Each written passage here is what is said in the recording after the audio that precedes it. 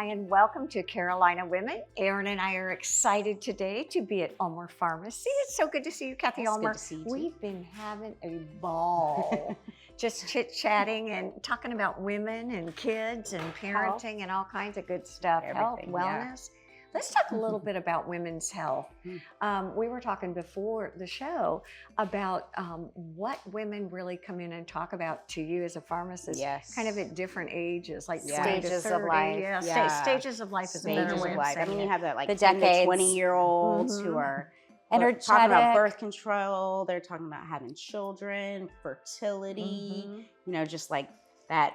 Oh my gosh, I'm young and I want to start my life kind of questions. And then are there a lot of birth control options now for the younger kids? There's so many birth control options. I mean, you can get low or high estrogen, low or high progesterone, you know, one or the other. So there's so many things to talk about when choosing a birth control. A lot of times it's just random, like let's start birth control and then you see your symptoms over a few months and then we can make adjustments. Tweaks. To an extent, you know, I mean, there's only so many adjustments you can make in birth control, but it helps, you know, so. I think research and data support the fact that women are pretty good stewards of their body and they're not afraid to ask questions. Do you find that women are really curious? I think the younger like younger women hesitate a little bit more, like they're just like, oh, you know, I'm having this spotting or something, and they're like, oh, who do I tell that to?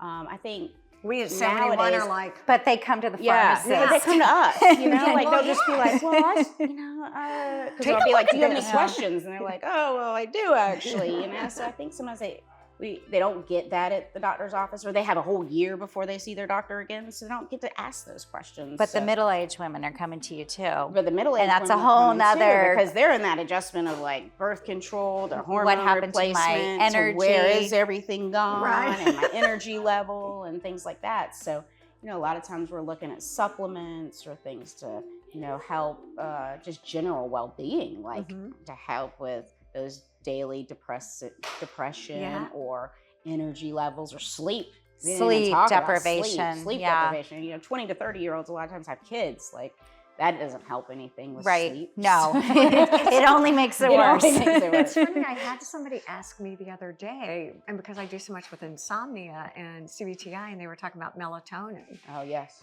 Do you want to talk a little bit about what are melatonin? your thoughts on that? You know, melatonin to me is kind of like it's not a sleep aid. It's not a sleep aid. You don't take melatonin and fall asleep. Right. We call melatonin the sleep trainer. So what we tell people is that when you start melatonin, that's when you start your sleep habits. Correct. So you want to take melatonin, like turn off the lights, turn everything off, take your melatonin, because your body will say, hey, when melatonin surges, that's right, I'm going to sleep. This is you'll love this. It's the suprachiasmatic nucleus that's the control center of your sleep cycle, and it gets the message that melatonin is telling you.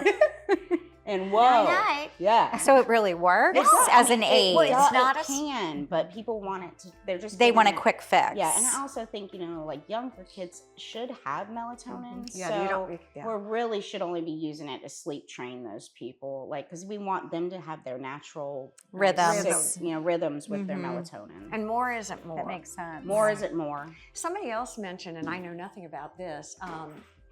You got cool stuff coming in. This is someone else talked to me about magnesium. Tell me about magnesium. So magnesium has really come like in a big light. A lot of people are taking magnesium. Magnesium helps with sleep. It helps with muscles. It helps with restless leg. General health. There's so many types of magnesium: citrate, glycinate, carbonate. Like there's so many salts that it becomes really like, well, which magnesium do I take? Is it a salt? It has many combinations. Okay, got it. You know, it's not just magnesium. Does it help with absorption of another vitamin, or did I just dream magnesium? That up? That's magnesium and calcium are commonly given together. Okay. So they probably work synergistically. But magnesium glycinate is usually the go-to for me because it's light on the stomach. It's high. It's got good absorption. Oh, that's interesting. So that's the one we usually recommend. I've talked to a lot of kind of functional and vitamin people, and that's the one that they're go-to. We've got to take a quick break. When we come back, can we talk about the vitamin Bs and what the B complexes do for your body? What about the Ds? Bs are Bs, really Ds, yeah. B's, D's, I feel like we need them all. We'll be right back on Carolina Women.